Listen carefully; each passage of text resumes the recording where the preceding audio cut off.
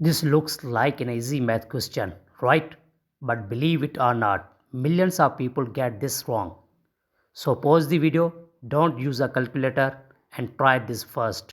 Take 5 seconds, think carefully and comment your answer before I solve it. Because according to order of operation, first we do parenthesis, then exponent, then multiplication or division, finally addition or subtraction.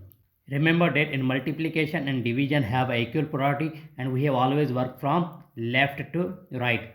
Same applies addition and subtraction, left to right. So in this expression, here is first parenthesis, inside the parenthesis are addition, then here multiplication and finally division. So first we do parenthesis. Now 15 divide 3 times, here 2 plus 3 gives us 5. Now here division and multiplication. According to PEMDAS, first we do division then multiplication, left to right. So 15 upon 3 times 5.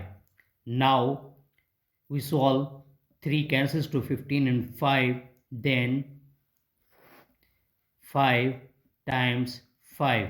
Finally 5 times 5 gives us 25. This is the right answer.